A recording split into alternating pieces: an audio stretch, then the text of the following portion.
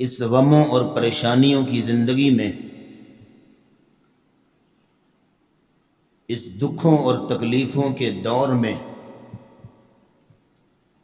انسان کو اگر حقیقی سکون اور اطمینان ملتا ہے تو صرف اور صرف اپنے رب کے آگے جھکنے سے اور اپنے رب سے اپنی پریشانیوں کو شیئر کرنے سے ملتا ہے کہ اللہ کے سامنے انسان اپنی تمام پریشانیوں کو رکھے اور شیئر کرے۔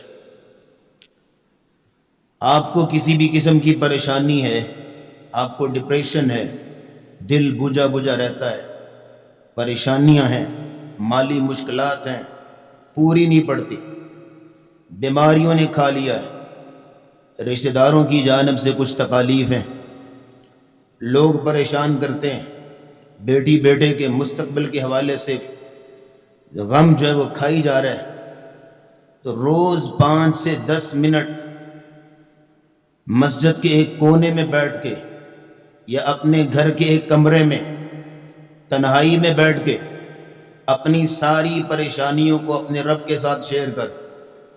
جیسے تو لوگوں کو بتاتا ہے میں پریشان ہوں، میں یہ ہوں، میں وہ ہوں، ایسے اپنے رب کو بتا، وہ سکون ملے گا، وہ اطمینان ملے گا جو 10 بندوں کے ساتھ بھی شیئر کرنے سے نہیں ملتا۔ شریعت اسلامیہ کی زبان میں اس کو دعا کہا جاتا ہے کہ انسان اپنے رب کے ساتھ تعلق بنائے، اپنے رب کے ساتھ شیئر کیے۔ جیسے نبی ایوب علیہ السلام نے کہا تھا ربی انی مسنی الضر، یا اللہ میں تکلیف میں ہوں، یا اللہ میں دکھ میں ہوں، یا اللہ میں اس وقت پریشان ہوں، وانت ارحم الراحمین، یا اللہ تو رحم کرنے والا ہے، اپنی رحمت کے خزانوں کا منہ میری طرف بھی کھول دے، اپنے رحمت کے خزانوں کے چھٹے میری طرف بھی مار دے، میں تکلیف میں بیٹھا ہوں، تجھے پکار رہا ہوں۔ اس طرح اپنے رب سے شیئر کیجئے، اس کو دعا کہتے ہیں شریعت اسلامیہ کی روح میں۔ اور یاد رکھیے دعا رنگ دار نہیں ہوتی، لیکن بندے کی زندگی میں رنگ لا آتی، بندے کی زندگی کو رنگ دار کر دیتی ہے۔ دعا ایک ایسی چیز ہے کہ جو بندے کی روکھی سوکھی زندگی میں ہریالی اور سرسبز و شادابی بھر دیتی ہے۔ اور دعا ہماری مجبوری بھی ہے، جیسے زندہ رہنے کے لیے جسم کو کھانے پینے کی ضرورت ہے، آکسیجن کی ضرورت ہے، اسی طرح روحانی تازگی کے لیے، روحانی زندگی کے لیے دعا بھی بڑی ضروری ہے اور ہماری مجبوری ہے۔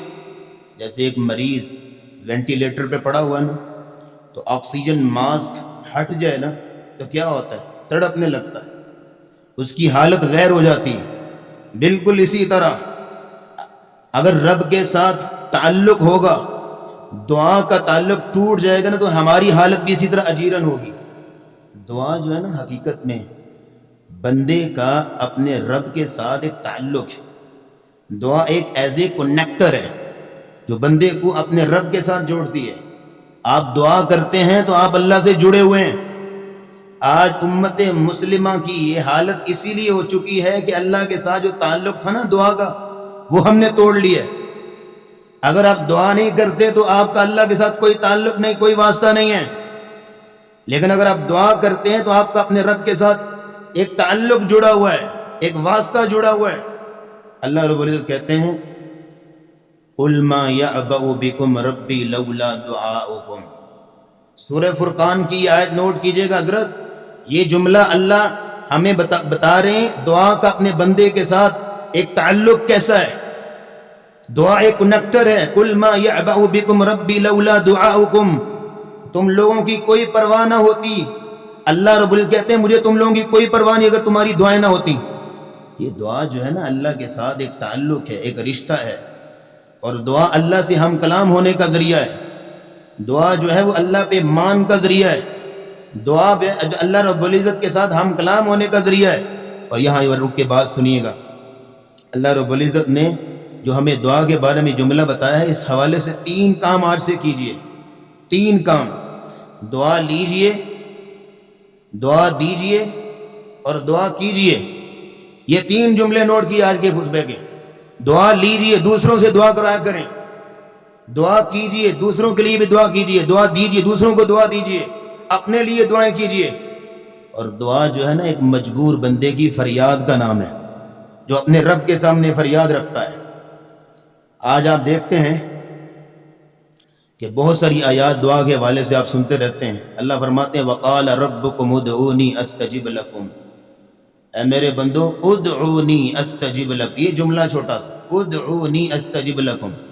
آپ میں سے جو گرامر کو جہاں جاننے والے بیٹھے ہیں ذرا کان کھولیے، ادعونی استجب لکم میں کیسے علم کے خزانے، فعل، فاعل، مفعول، جو ہے وہ امر، جواب امر، ساری چیزیں اس کے اندر جمع ہیں۔ ادعونی استجب لکم، اور ادعونی یہ کلمہ توحید ہے کہ اللہ کہہ رہے ہیں ساری عبادات، ساری دعائیں مجھ سے کرو، ساری مناجات مجھ سے کرو، اپنی ضروریات کا مطالبہ مجھ سے کرو۔ جیسے نبی علیہ السلام نے ابن عباس کو نصیحت کی تھی، اذا سألت فاسأل اللہ واذا استعنت فاستعن باللہ، جب مانگو تو اللہ سے مانگو، مدد طلب کرو تو اللہ سے مدد طلب کرو۔ اور آپ یہاں دیکھیں کہ آپ ادعونی کی سادگی کو چیک کیجئے، ادعونی کی سادگی کو، کوئی پیچ و تاب نہیں کہ ایسے کرو ویسے کرو، الٹے ہو گئے سیدھے ہو گئے، کچھ نہیں کہا، کوئی ڈاکومنٹس نہیں ہے، صرف کہا ادعونی، مجھ سے مانگو جیسے مانگ سکتے ہو، مجھے پکارو جیسے پکار سکتے ہو۔ یہ اللہ رب العزت کیسے جملے کی سادگی بیان کی ہے۔ اور یاد رکھیے گا دن رات اللہ سے دعائیں کیا کریں، دوسروں سے دعائیں کریں، اپنے لیے خود دعائیں کیا کریں۔ دیکھیں دوسروں سے دعائیں کرانا جائز ہے، دوسروں سے دعائیں کرانا جائز ہے، لیکن آپ خود کیوں نہیں کرتے اپنے لیے دعا؟ خود کیوں نہیں مانگتے اللہ سے؟ کوئی گڑبڑ کی ہوگی نا، یہ اللہ کے ساتھ کوئی ناراضگی ہوگی نا۔ آج میاں بیوی آپس میں ناراض ہو جائے نا تو ڈائریکٹ بات نہیں کرتے، وہ بچوں کو کہتی ہے ابا سے وہ کھانا لا لیں کھا لیں، تو وہ بھی آگے سے بچوں کو کہتا ہے اماں سے کو چائے بنا دے، ڈائریکٹ بات نہیں کرتی۔ تم ڈائریکٹ اللہ سے بات کیوں نہیں کرتے؟ کوئی دل میں چور ہے نا، کوئی گڑبڑ کی ہوئے تو نے، تیرا دل سخت ہو گیا، اللہ سے بات کرنے کو دل نہیں کرتا۔ ڈائریکٹ اپنے رب سے مانگ، یہ ٹرائی اینگل نہ بناؤ، واسطے نہ بناؤ، پہلے اس سے دعا کرو، پھر وہاں سے، ادھر سے، پھر ادھر سے، ڈائریکٹ سیدھی لائن، ادھر تو کھڑا اللہ سے مانگ رہا ہے، ادھر رب عرش پہ تجھے نواز رہا ہے، ڈائریکٹ اللہ سے مانگیے۔ کہا ادعونی استجب لکم، اے میرے بندو ادعونی، مجھے پکارو، آگے کیا بولا؟ استجب لکم، یہ گارنٹی ہے، یہ وعدہ ہے، یہ وعدے کی تکمیل ہے، یہ بندے کے ساتھ ایگریمنٹ ہے کہ تم مجھ سے دعا کرو، مجھے پکارو، میں تمہاری دعاؤں کو قبول کروں گا۔ اور یہاں یہ بھی نقطہ نوٹ کیجئے گا، قرآن مجید میں جہاں کہیں بھی دعا کا تذکرہ ہے، دعا کرنے کا حکم ہے، وہاں ساتھ ہی دعا کی قبولیت کے وعدے کا بھی ذکر ہے۔ جہاں بھی قرآن میں دعا کرنے کا حکم ہے وہاں قبولیت کا ساتھ میں وعدہ موجود ہے، وہاں ایگریمنٹ بتایا گیا ہے۔ ان الذین یستکبرون عن عبادتی سیدخلون جہنم داخرین، یہ جملہ بتا رہا ہے کہ دعا نہ کرنے والا اللہ کا بہت بڑا مجرم ہے۔ آج آپ دنیا میں کسی سے مانگیں گے نا حضرت، تو دونوں صورتوں میں انسان کا سر شرم سے جھک جاتا ہے، اگر اگلا کچھ دے دے پھر بھی جھک جاتا ہے، نہ دے پھر بھی شرمندگی سے سر جھک جاتا ہے۔ لیکن اللہ واحد ذات ہے کہ بندہ جب اللہ سے مانگتا ہے تو عزت نفس بڑھتی ہے، شرف بڑھتا ہے، اعزاز بڑھتا ہے کہ میں اپنے رب سے مانگ رہا ہوں۔ نبی اسلام نے فرمایا من لم یسأل اللہ یغضب علیہ، جو بندہ اللہ سے نہیں مانگتا اللہ اس پہ ناراض ہوتا ہے۔ وجہ کیا ہے؟ مذمت کیوں کی گئی دعا نہ کرنے والے کی؟ اس کی وجہ یہ ہے کہ جو اللہ سے نہیں نہ مانگتا پھر وہ ہر ایک سے مانگتا ہے۔ آپ نے جملہ سنا ہوا ہے کہ جو ایک در سے نہیں مانگتا پھر وہ در در سے مانگتا ہے۔ اس لیے اپنے آپ کو اللہ کے سامنے جھکا، اپنے آپ کو اللہ کے سامنے گرا۔ یہ دعا کا اتنا خوبصورت کمبینیشن ہمیں دیا گیا، ایک تعلق دیا گیا ہمیں۔ جب سارے دروازے بند ہو جائیں، جب سارے واسطے ختم ہو جائیں، جب سارے ہیلے ختم ہو جائیں، جب سارے اسباب ناکام ہو جائیں، جب سارے دروازے بند ہو جائیں، تو ایک دروازہ پھر بھی کھلا رہتا ہے، وہ اللہ کا دروازہ، وہ دعا کا دروازہ ہے، جو پہلے بھی کھلا تھا۔ یہ نہیں ہے کہ پہلے نہیں کھلا تھا، کمال یہ ہے کہ سارے بند ہو گئے پھر بھی وہ کھلا ہے۔ کمال یہ ہے اس لیے انسان کی پہلی امید دعا ہے، انسان کی آخری امید بھی دعا ہے.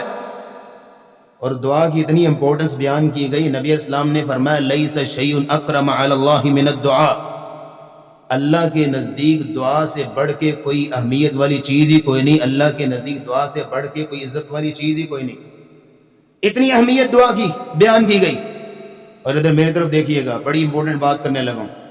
کئی لوگوں کے پاس نا پیسے کی طاقت ہوتی ہے نا، پیسے کے بل بوتے پہ وہ جو چاہے کام نکلوا سکتے ہیں.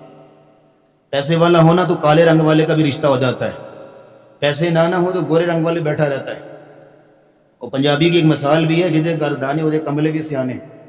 کئی لوگوں کے پاس پیسے کی طاقت ہوتی ہے، جو کام چاہے نکلوا سکتے ہیں. کئی لوگوں کے پاس عہدے کی طاقت ہوتی ہے، اپنے عہدے کے بلبوتے پہ جو چاہے کام نکلوا سکتے ہیں. عہدے کے بلبوتے پہ جعلی ڈگریوں والے بھی بڑی بڑی پوسٹ پہ بیٹھے ہوئے ہیں. عہدے کی طاقت، پیسے کی طاقت، سفارش کی طاقت.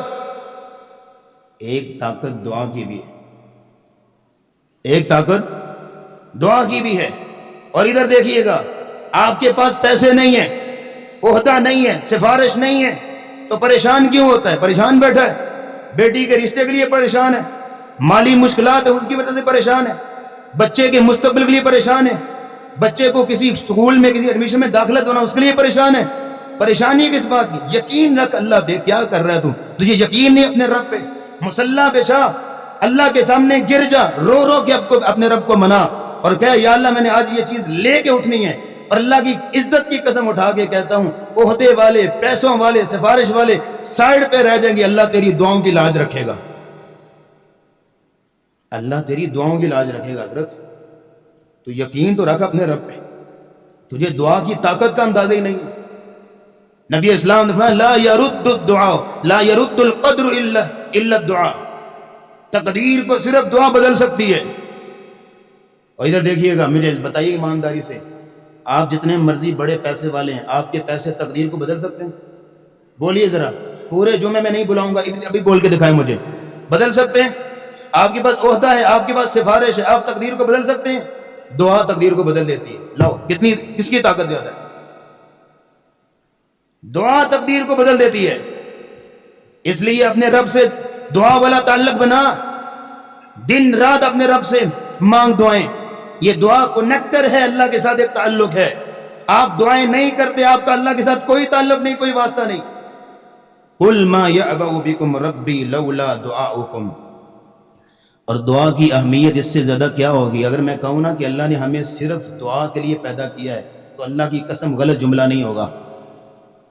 سورہ زاریات کی آیت ہے وما خلقت الجن والانس الا لیعبدون. اللہ نے جنوں اور انسانوں کو صرف عبادت کے لیے پیدا کیا ہے. اور نبی اسلام نے کہا الدعاء هو العبادہ، دعا ہی عبادت ہے، دعا ہی عبادت ہے. اور ہر عبادت دعا ہے، کیونکہ کوئی بھی عبادت دعا سے خالی نہیں، کوئی بھی عبادت اللہ کی پکار سے خالی نہیں. اور یہاں ایک حدیث قدسی سناؤں، ایمان تازہ ہوگا انشاءاللہ. اللہ کہتے ہیں یا ابن آدم انک ما دعوتنی ورجوتنی غفرت لک علی ما کان منک ولا ابالی. کتنے خوبصورت جملے. اللہ کہتے ہیں میرے بندے، اگر تو اپنی زندگی کا مشن بنا لینا، اپنی زندگی کا شیوا وتیرہ منہج، اپنے عمل کا یہ لازمہ بنا لے کہ اپنی زندگی میں تیری شان ہو کہ تو صرف اپنے رب سے مانگتا ہے، تو مجھ سے امیدیں لگاتا ہے، میرے سے امیدیں باندھتا ہے. اللہ کہتے ہیں تیرا یہ عمل ہے زندگی کا، غفرت لگا، تو تیرے گناہوں کو میں ویسے ہی جھاڑتا رہوں گا، تیرے گناہوں کو میں ویسے ہی معاف کرتا رہوں گا. تیرا میرے ساتھ امیدیں لگانا مجھے اتنا پسند آتا ہے کہ میں تیرے گناہوں کو ویسے ہی معاف کرتا رہوں گا. بس تو مجھ سے مانگتا رہے، دعاؤں کا تسلسل نہ توڑی، دعاؤں کا تعلق نہ وہ نہ توڑی، میں ویسے تیری معاف کرتا رہوں گا. کتنی خوبصورت بات. اور اللہ رب العزت نے، اب یہاں غور کیجئے، زندگی میں جتنے بھی آپ معاملات ہیں، بڑی پتہ کی بات بتانے لگوں، جتنے بھی آپ معاملات کرتے ہیں، پلاننگ کرتے ہیں، انتظامات کرتے ہیں، مینجمنٹ کرتے ہیں، مشاورت کرتے ہیں، سارے اسباب مہیا کرتے ہیں کسی کام کے لیے، آپ ساری اپنی محنت کو، ساری کاوشوں کو، ساری پلاننگ کو دعاؤں کا کیپ پہنا دیا کریں. دعاؤں کا، ادھر مینجمنٹ کی، پلاننگ کی، مشاورت کی، سب کچھ کر کے اینڈ پہ نا اس ساری محنت کو دعاؤں کا کیپ پہنا دیا کریں. پھر دیکھ اللہ کیسے ہریالی لاتا، پھر دیکھ کیسے کھوٹے سکے کام آتے۔ یہ اللہ رب العزت نے دعاؤں کے اندر یہ طاقت رکھی ہے۔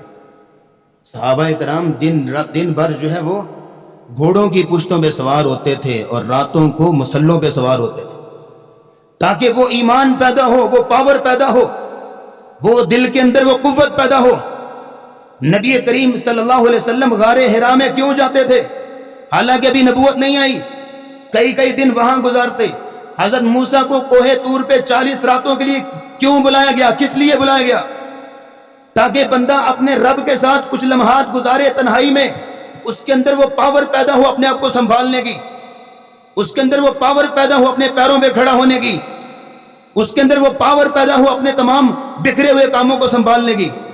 جو بندہ اپنے رب کے ساتھ تنہائی میں نہیں بیٹھتا، جو بندہ اپنے رب کے ساتھ تنہائی میں وقت نہیں گزارتا، اس کے اندر کوئی پاور نہیں ہوتی، بزدل ہوتا وہ کبھی لیڈر نہیں بن سکتا۔ ایک نبی کو تنہائی میں بٹھایا جاتا ہے، نبی اسلام غار حرا میں رہے، حضرت موسیٰ کوہ طور پہ 40 راتیں رہے، تاکہ پاور پیدا ہو لیڈرشپ کی، امت کو سنبھالنا ہے۔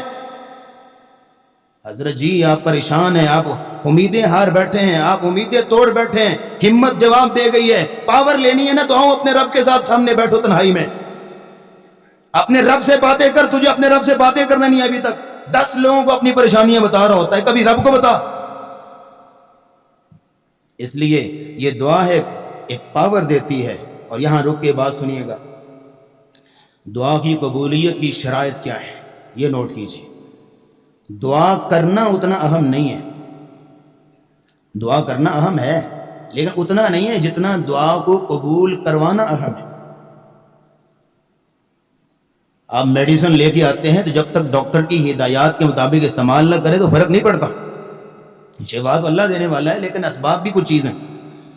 تو دعا قبولیت کی کچھ شرائط ہیں۔ پہلے نمبر پہ عقل حلال، حلال کھانا۔ حضرت جی آپ کی کمائی کا نا دعاؤں کی قبولیت میں بڑا عمل دخل ہے۔ حرام کمانے والا، حرام کھانے والا، ادھر میری طرف دیکھیے گا، الٹا ہو کے بھی دعائیں کرے نا، ایک ٹانگ پہ کھڑا ہو کے دعائیں کرے، مکے پیدل چلا جائے، مسجد نبی میں اعتکاف بیٹھ جائے، ریاض الجنہ میں ساری رات سجدے میں گرا رہے، اللہ کی قسم اس کی اللہ دعائیں قبول نہیں کرتا جب تک حرام کمائی سے توبہ نہیں کرتا، جب تک حرام ذریعے کو نہیں چھوڑتا۔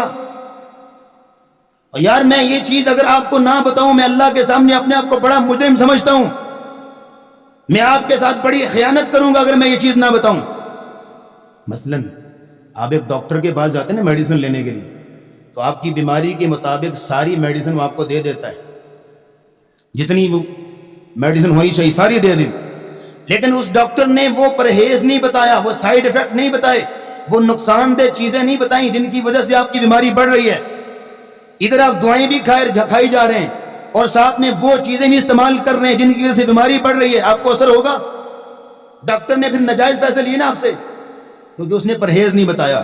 میں یہاں ممبر پہ کھڑا ہو کے دعاؤں کی بڑی اہمیت بیان کروں اور موٹیویٹ کروں، دعائیں کریں، تعلق بنائیں اللہ سے، اور وہ سائیڈ ایفیکٹ نہ بتاؤں، وہ نقصان دہ چیزیں نہ بتاؤں جن سے دعائیں رکی ہوئی ہیں، جن سے اللہ کے ساتھ تعلق ٹوٹ رہا ہے، تو آپ کی ساری زندگی کوئی دعا قبول نہ ہو تو قیامت کو اللہ کے سامنے آپ مجرم نہیں، میں مجرم ہوں گا، کیونکہ میں نے وہ چیزیں بتائی نہیں ہیں جو نقصان دہ تھی۔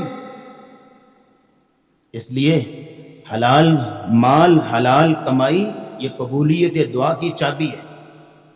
اور یہاں رک کے نا نبی اسلام کی حدیث بھی نوٹ کر لیں، ان اللہ طیب لا یقبل الا طیبا، اللہ پاک ہے اور پاک اور حلال چیز کو پسند کرتا ہے۔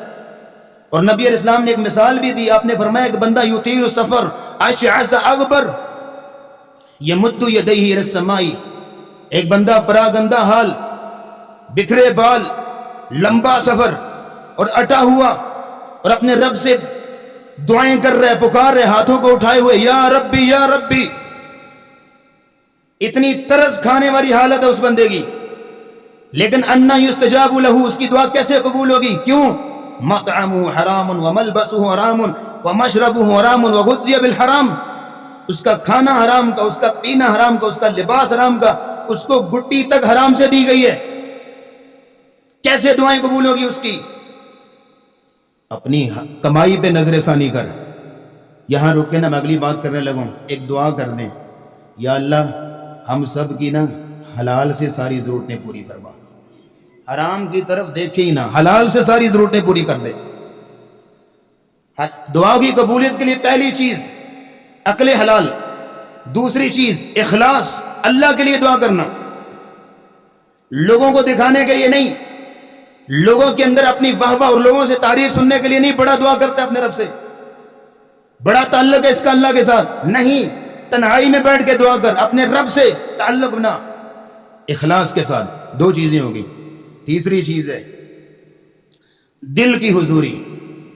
دعا کی قبولیت کے لیے دل کی حضوری ہے بہت ضروری, جس سے ہوگی دعا کی منظوری. دل حاضر ہو انسان کا. حضرت جی مسنون دعائیں یاد کرنا ضروری ہیں, مسنون وظائف یاد کرنا ضروری ہیں, اسی کو اپنی دعا میں شامل کیجئے. لیکن دعا صرف چند عربی کے کلمات کا نام نہیں ہے. دعا وہ ہے جو سینے سے نکلے, دعا وہ ہے جو دل سے نکلے, آپ کے جگر سے, آپ کے دل کی دھڑکنوں سے نکلنے والی ہاں اللہ کے عرش کو ٹکراتی ہے. کبھی اپنے دل سے دعا نکال.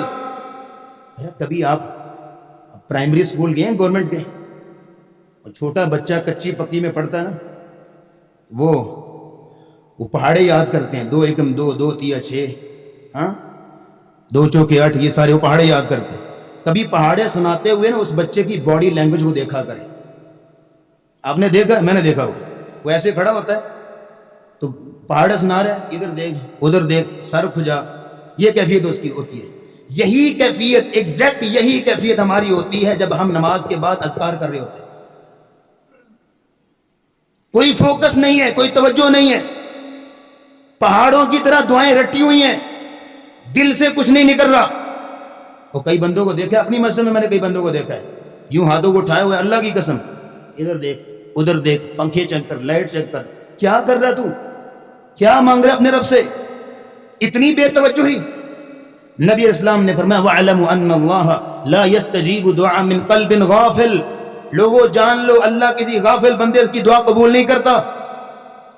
پہلے توجہ رکھ. کسی عام بندے کے ساتھ بات کر رہا ہوں نا, تو آپ بات کرتے موبائل پہ لگے ہوئے ادھر ادھر دیکھ رہے ہیں, وہ اگلا بندہ اپنی توہین سمجھے گا کہ نہیں, وہ بات کو جاری رکھے گا کہ سر آپ مصروف ہیں, آپ بعد میں بات کر لیجیے. اللہ کی کوئی شان ہی کوئی نہیں تیرے نزدیک, اللہ کی کوئی عزت ہی کوئی نہیں, اللہ سے بات کرتے ہوئے کوئی فوکس نہیں تیرا بن رہا. زبان سے ذکر جاری ہو تو دل سے بھی جاری ہو. اللہ کلمات کو نہیں دیکھتا, اللہ دل کو دیکھتا ہے کہ کہاں سے یہ باتیں نکال رہا ہے, ارادہ کیا ہے, چاہتا کیا ہے. جب دل کی غفلت والا ہو تو کیا ملے گا تجھے کلمات سے. دل سے نکلی بات اثر رکھتی ہے, طاقت نہیں پر طاقت پرواز پر نہیں پر طاقت پرواز مگر رکھتی ہے. دل سے نکال دعاؤں کو. اور اگلی بات جو چوتھی چیز چاہیے دعا کی قبولیت کے لیے, وہ یہ ہے کہ انسان جو ہے وہ فرائض و واجبات پہ توجہ دے. آپ فرض نماز پڑھتے رہی نہیں تو کیسے دعا قبول ہوگی؟ آپ کا بیٹا انتہائی نافرمان ہے تو آپ کتنی فرمائشیں پوری کریں گے اس کی؟ آپ کے گھر میں کام کرنے والے نوکر خادم ڈرائیور جو بھی آپ کے نافرمان ہے تو کتنا قبول کریں گے آپ اس کو؟ حضرت جی اللہ آپ کو آپ کی ان تمام تر نافرمانیوں کے باوجود بھی اتنا کچھ دے رہے ہیں تو غنیمت سمجھو, یہ اللہ کی اعلیٰ ظرفی ہے, یہ اللہ کی اعلیٰ ظرفی ہے, یہ اللہ کی شان کریمی ہے. وگرنہ تیرے گناہ اتنے زیادہ ہیں کہ اگر کوئی بندے کے سامنے تم مانگ دو تو کچھ نہ ملتا. یہ اللہ رب العزت میرے گناہوں کے باوجود تمہیں دے رہا ہے. فرائض پہ توجہ, اللہ کے احکامات پہ توجہ. 100 باتوں کی ایک بات کروں تو اللہ اس بندے کی دعا قبول کرتا ہے جو اللہ کے احکامات کی حفاظت کرتا ہے. وَإِذَا سَأَلَكَ عِبَادِي عَنِّي فَإِنِّي قَرِيبٌ. یہ قریب کا جملہ نا, اس پہ غور کیجئے گا. جب میرے بندے تجھ سے پوچھیں میرے متعلق اللہ کہاں ہے, فَإِنِّي قَرِيب, میں قریب ہوں. یہ نہیں کہا فَقُلْ إِنِّي قَرِيب. اے نبی ان کو کہہ دو, میں نا ڈائریکٹ پرسنل میٹر, فَإِنِّي قَرِيب, میں قریب ہوں.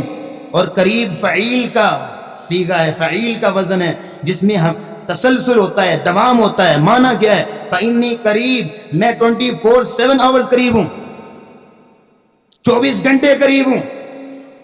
ہر وقت قریب ہوں. اور اگلی بات فَلْيَسْتَجِيبُوا لِي وَلْيُؤْمِنُوا بِي، میرے بندو میری باتیں بھی مانا کرو. یہ ون وے ٹریفک نہیں ہے کہ اللہ تیری ساری دعائیں قبول کرے اور تو اللہ کی ایک بھی نہ مانے. یہ ٹو وے تعلق ہے، یہ دونوں طرفہ تعلق ہونا چاہیے.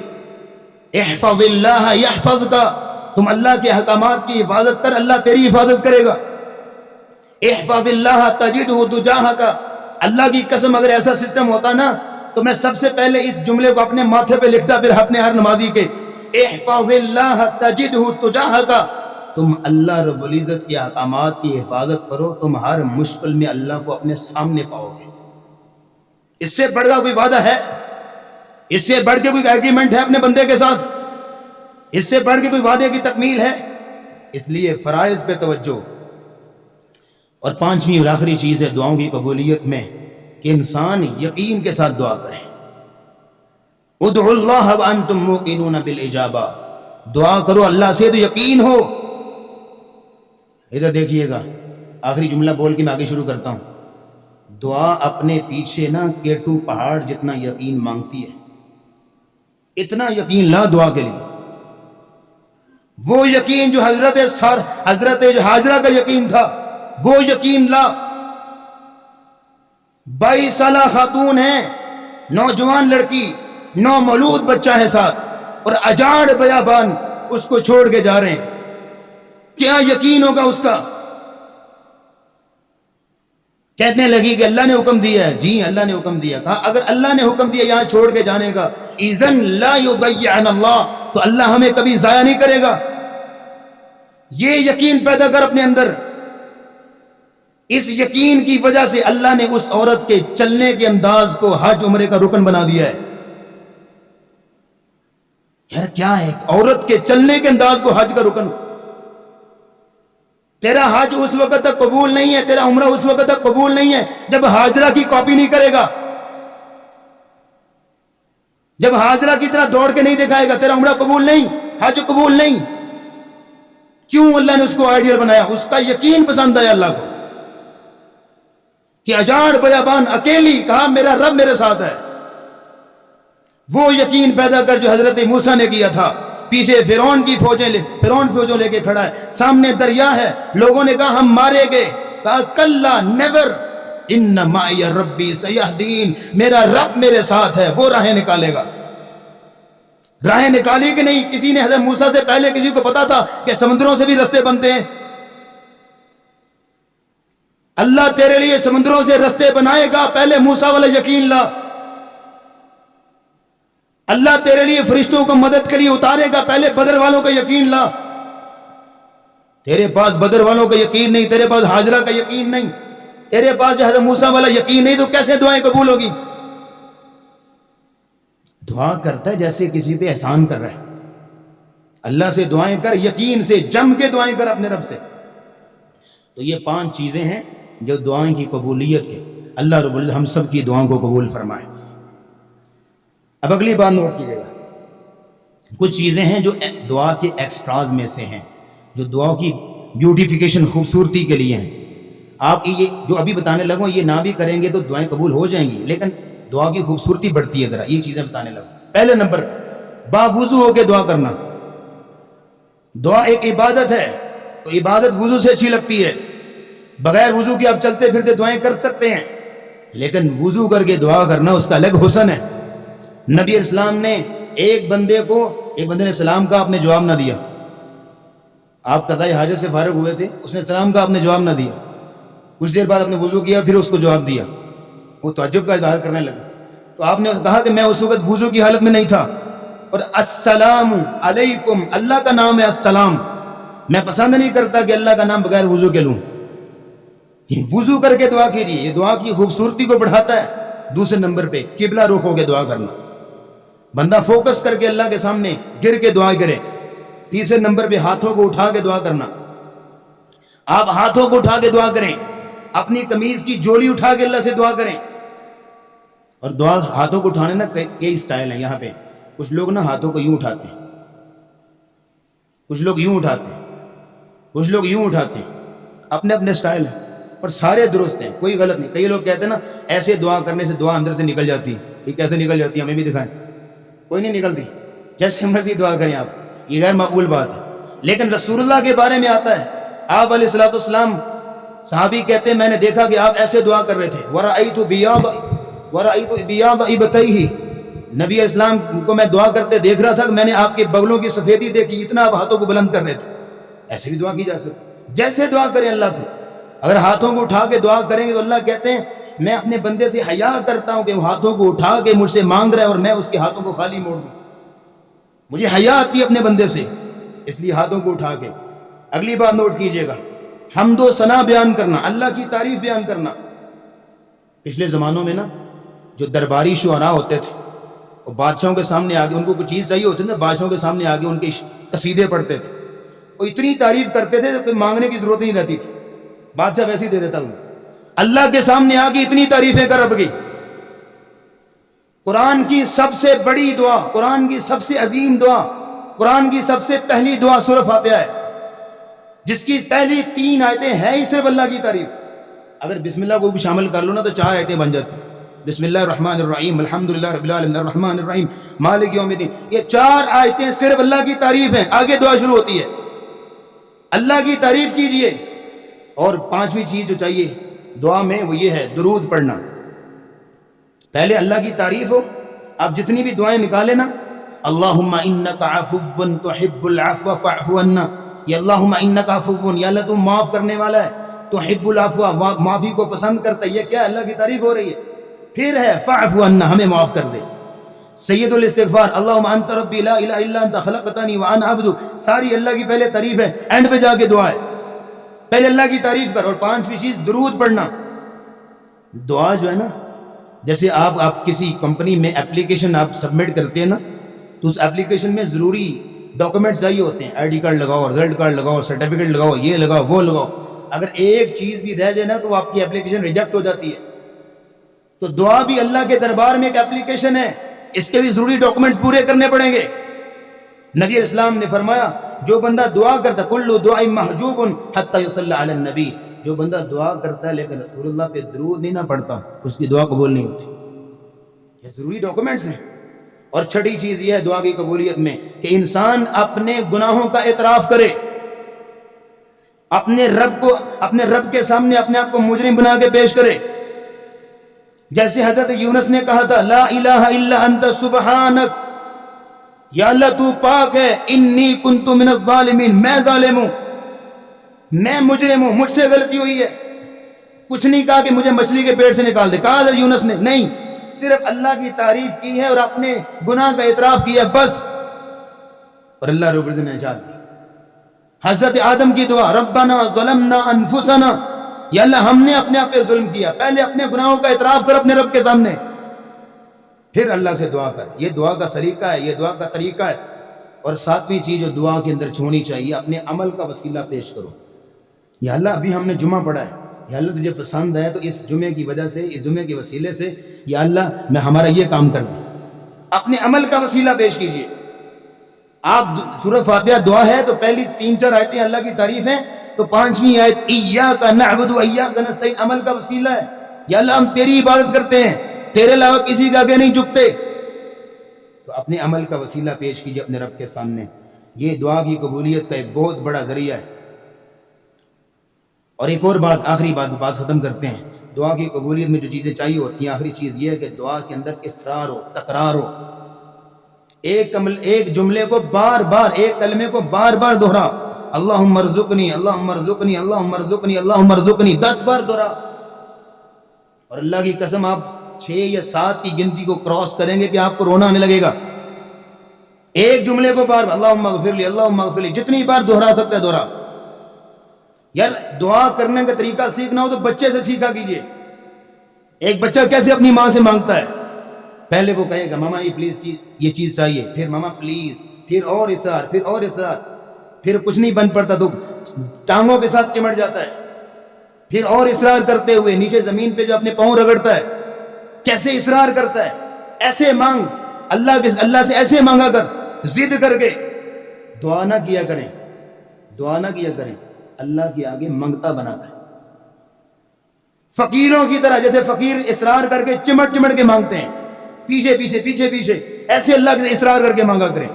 تو اللہ رب دعا ہے کہ اللہ رب العزت ہماری دعاؤں کو شرف قبولیت سے نوازے اور دین کی صحیح سمجھ اور فہم عطا فرمائے. وآخر دعوانا الحمدللہ رب العالمین.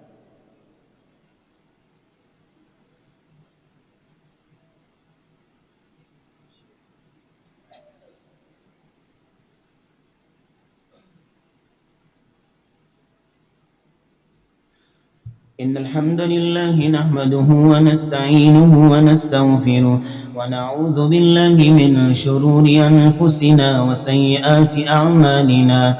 من يهده الله فلا مضل له ومن يضلل فلا هادي له. ونشهد أن لا إله إلا الله وحده لا شريك له وأن محمدا عبده ورسوله. اللهم صل على محمد وعلى آل محمد كما بارك وسلم عليه. اللهم اشف مرضانا ومرضى المسلمين. أذهب البأس رب الناس واشفي أنت الشافي لا شفاء إلا شفاؤك شفاء لا يغادر سقما. اللهم ألبسنا لباس الصحة والعافية. اللهم اشفنا شفاء كاملا عاجلا.